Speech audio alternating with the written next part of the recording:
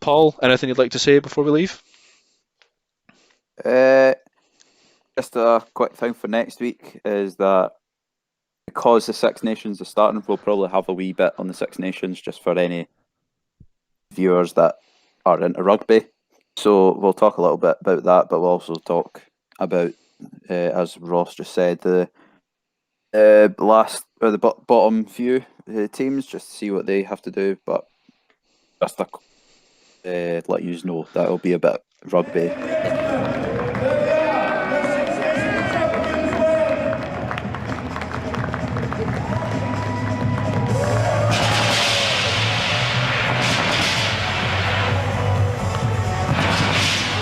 they have re-emerged as by far football's brightest light.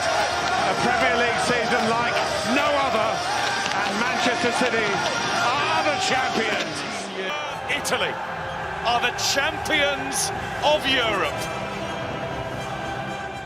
Hello and welcome back to episode 5 of the Top Shelf podcast. Hope you're all doing alright. Obviously it's been about 6 months since our last episode and don't really have a good enough reason for it, just sort of circumstances changed, both being back at work and stuff, but we don't really need to go into it. We're back now, hopefully going to be starting doing a weekly thing again, which would be good. New season coming up as well, fans back, also Scottish League started last week, Lower English League started today, so football's back, fans are back, coupons are back, everything's back. Obviously, great to have it back. Paul's back. Paul, how are you? I'm alright. Good. Glad to be back. Yeah, very glad.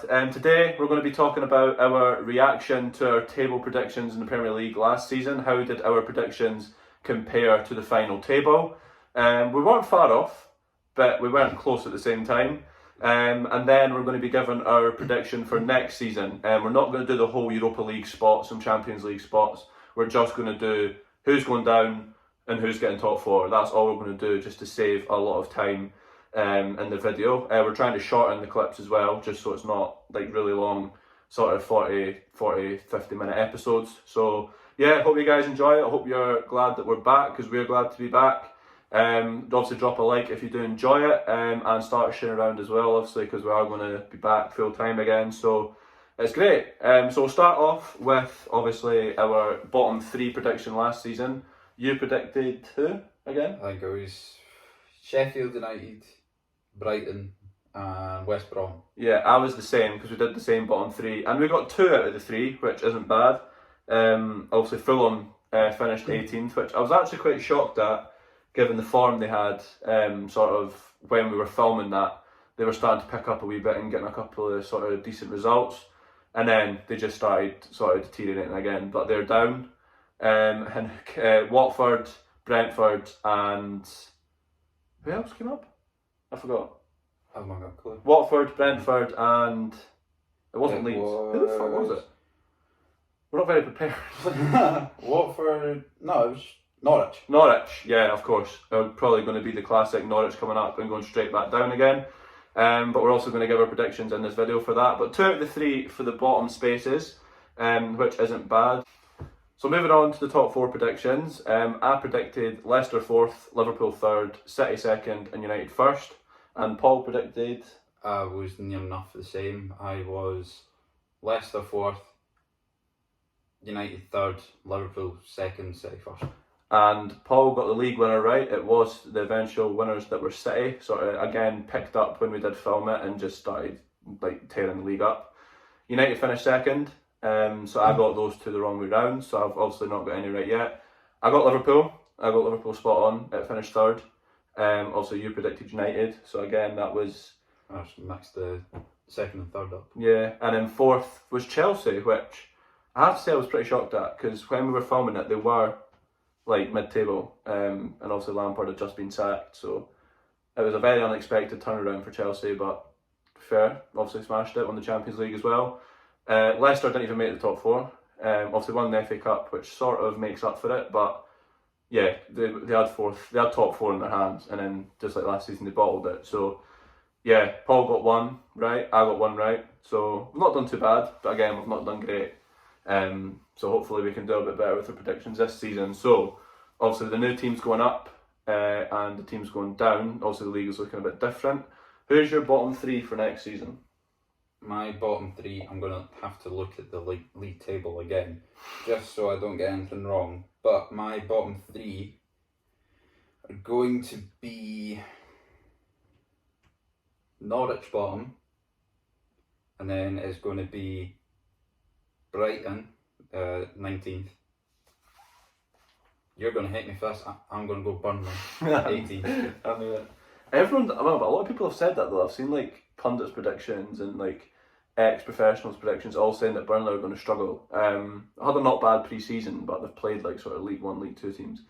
My bottom spot is going also to Norwich. I mean, they have obviously invested not bad bringing in Gilmore, and they signed that Rashika from, I think it was Wolfsburg or Werder Bremen, but they did lose Buendia, obviously to Aston Villa. Obviously still have Pukki, still have Cantwell, but I just don't think they're a Premier League side. I do think they're going to go down and finish bottom.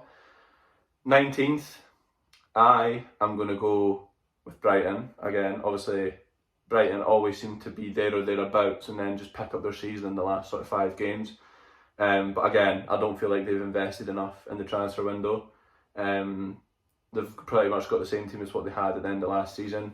And I just can't see them making it past, especially how other teams have invested above them as well. I can't see Brighton making it past sort of 19th, maybe even 18th. And 18th, I think there's going to be, maybe not, again, depending on the situation, but I'm going to go Crystal Palace. Crystal Palace? Obviously, they lost a lot of players in the summer because of, obviously, loads of people being out of contract. They've kept Zaha for now. There is obviously still a chance that he could leave. But I just don't think, again, they've got the strength to stay up. They kind of struggled a bit towards the end of last season. And I honestly think they're going to go down, personally. You think Brentford is going to do better than Crystal Palace? Yes, I honestly do. I think Brentford don't have a bad team. Obviously, they've got Tony, great striker. Obviously, never played in the Premier League before, but he signed, Brentford got promoted, 40 odd goals in the season. Yeah, I think Brentford are maybe not going to do well, but maybe like 14th, 15th maybe, but I can't see Brentford going down. I can see it being Crystal Palace. Also, they've got the new manager as well, so like kind of dropped themselves in the deep end a wee bit with having sort of no players and having to like scramble, a bit like Derby County, just not as bad.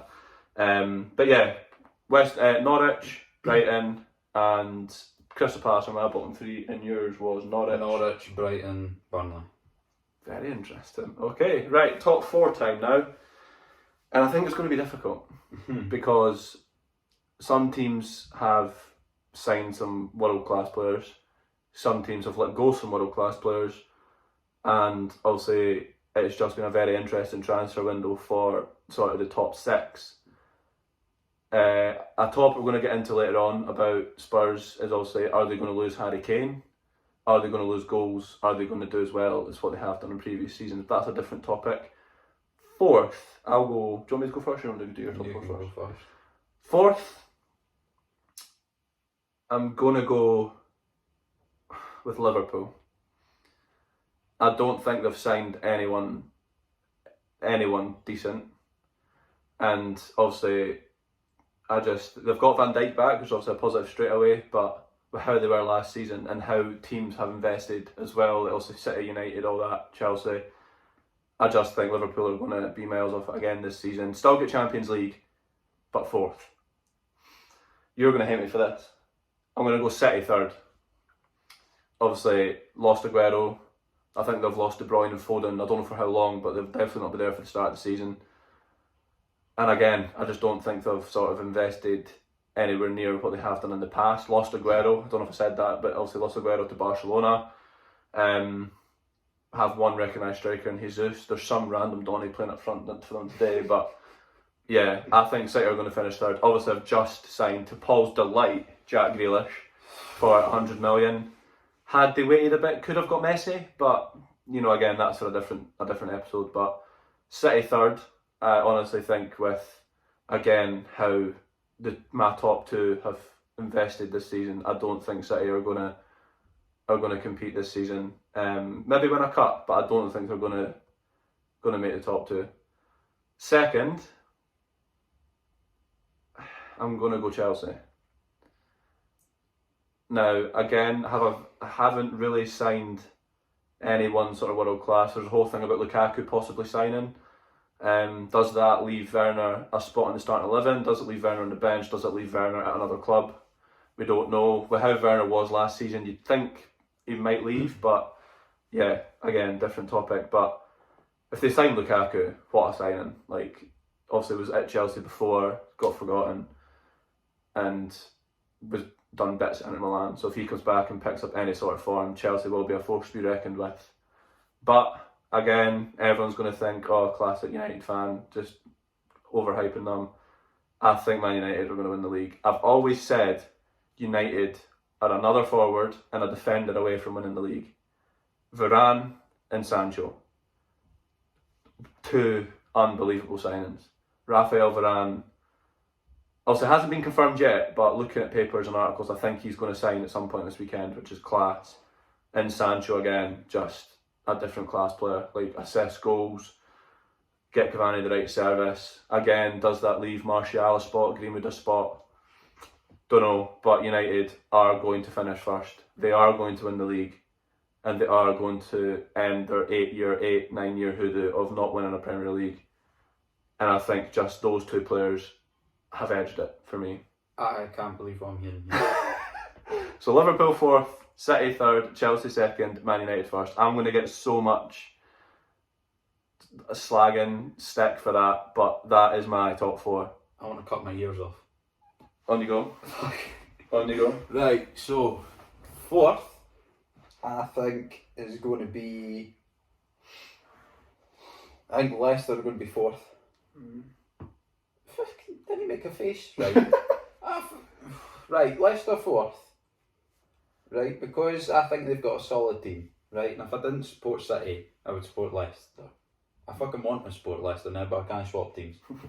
But Leicester 4th, right? I think Vardy's going to be up there for Golden Boot. I hope so. I think he's going to be up there. 3rd. Now, you said you were going to kill me. I do. Oh no. I think Liverpool are going to go 3rd. Fair enough. Right. Well. No, I'm swapping it. Oh. I'm swapping it. I'm swapping it. Liverpool are 4th. Liverpool 4th, Leicester 3rd. I'm going bold. I want to go bold. Bold is always good. Right? So, because Liverpool, I fucking hate Liverpool. I just don't think they are. I think they've somehow won a league, and somehow, well, the Champions League I'll give them. Well, no, I won't give them. I won't give them that because I fucking hate them. But anyway, Liverpool 4th, Leicester 3rd, 2nd, City. I do not think City are going to win the league. And I think there's going to be injuries for fucking everyone big for City. I think Grealish is going to get injured. Grealish is going to get injured. Stones is going to get injured. I think Sterling's going to get injured. I think Sterling will leave personally, but If he doesn't leave now, I think he'll leave in January. And I think someone else will get in, obviously. well, I suppose it's like what we're saying. I suppose it depends on the sort of players and positions, because when you've got all the front three fit, you've got De Bruyne, Foden, Bernardo Silva, Grealish, Sterling, Mahrez. You've got that. Well, That's 6 winners. I think Sterling will play left, then they'll play Grealish up top, Foden on the right, De Bruyne in the middle. Thing is, I mean, I don't know. I would say if anyone, it'd be De Bruyne up front for if Jesus is injured or unfit. Foden obviously was getting a game ahead of Grealish at the Euros, but because England played a 4-3-3, that only meant there was 2 spots for Grealish essentially. With City, they've got 3 spots because they play 3 in behind the striker. So that means I think it'll be Grealish in the left, De Bruyne in the middle, Foden / Mahrez on the right, and then Jesus up front. I think that's going to be their front 4. I can't see a place for Sterling. He was class for England in the Euros, I'll give him it. But I just, in my opinion, I can't see a starting place for him, especially with, like, obviously Grealish being one of the best players in the Premier League last season and maybe even the season before. And then you've got Foden, a great upcoming young player. different class at his age, and then you've got De Bruyne, who's just one of the best, not one of the best, the best attack midfielder in the world. I can't see a spot for certain. If I had it my way, I would get rid of Sterling and Mahrez. Yeah, fair. But also, you've got Torres as well. I am not fucking Pep Guardiola. I love Torres. I think Torres should be the main winger. I think they should invest money in him. He's still young, and he's fast, and he's good. Came into his game at the end of the season. And he's class. Aguero was injured. But yeah, so City second. City second. If you're gonna say it's Chelsea first, I'm going to kill you. Chelsea first. So you don't think United will win top 5, top 4? Nah, they won't make top 4. Seriously? They'll be 5th. That is a massive talking point. Nah, because I don't think Sancho's going to live up to expectations. And I don't know who they're going to have at the back four. If they're going to have Varane and Slaphead, or Varane and Bailly, or It'll be Varane and Lindelof Slaphead. all. Wan-Bissaka and Shaw, solid back four. Right, because again, someone on the back four is going to get injured for That'll United. be Shaw. But then we've got a not bad replacement in Alex Telles, who's class as And well. I think Bruno's going to get injured. Oh no. I'm like the injury fucking gypsy You're the here. positive thinker. I've got the injury eye. I can see injuries happening. And I think Bruno's going to get injured and he's going to be down for United. They are going to play Cavani a lot more, Sancho on the right. And Sancho. I've not got a clue what they're going to do with Rashford. It depends because he's out for the start of the season with his operation on his shoulder. But Yeah, I don't think Rashford's going to play a lot I after think he's fit. I think again, depending on the formation, he'll play on the left, Cavani up front, Bruno in the middle, Sancho on the right. What a front three. Aye, well, But the big thing about United is, and it's been the same every single year for the past 3-4 seasons, is Pogba going to stay or go? he's going to stay. Everyone I think he says says he's going go, to but see out the last year on his contract, but obviously he's quite injury prone as well, especially last season. Is he going to? I think personally, if he stays, he's going to make the whole of the front sort of 4, 6, whatever it is, click, because his creativity, his passing, just sometimes his passion for playing for United, it riles everyone up. And I think if he stays, that's what's going to make United win the league, because he says if Bruno stays and we sign Sancho, he's most likely to stay, which we've done. I feel like he'll want to play for us and he'll know that it's probably United's. I said it last season as well, but this is probably United's best chance to win a league in years. I feel like Pogba is going to be the key to that. Bruno, obviously, his goals and whatever is key, but I feel like Pogba is going to be the one that just gets everyone playing with his creativity and stuff. But aside from that, your top 4. my top 4 is Liverpool 4th, Leicester 3rd, City 2nd, Chelsea 1st. And my top 4 is Liverpool 4th, City 3rd, Chelsea 2nd, United 1st. Let us know what you think in the comments. Obviously 2 very different top 4s and 2 very big talking points, with Paul's United not making top 5 and my City finishing 3rd and United winning the league. Let us know what you think. Let us know your top 4. Also who you think is going to go down.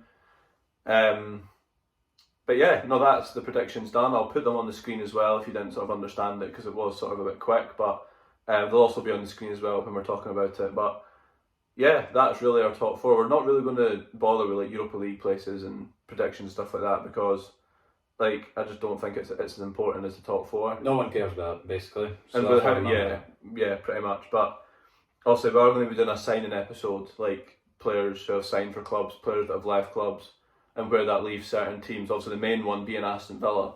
They've lost Grealish, but they have signed Bailey, or what, Bailey, what you say, that Jamaican boy. Buendia, what a signing Buendia is, by the way. Possibly would have been the key to Norwich staying up, Buendia, because he's just class. But Buendia replacing Grealish is just it's a class signing. Danny Ings as well. I didn't see that coming. There was no talk of Danny Ings leaving Southampton at all. No, I was going to say Southampton for 18th on mine, but I just think Crystal Palace are going to get it. And again, obviously Ollie Watkins again, what a signing. But nah, obviously that's for a different episode. Just a little quick one.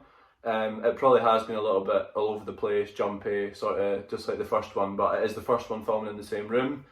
And I honestly feel like I've forgotten how to do it. Like I'm usually so confident at speaking, but in the same room it just feels sort of different. But we are going to be doing, as I say, a signing episode and talking about the Euros as well, which we missed. It's not coming on.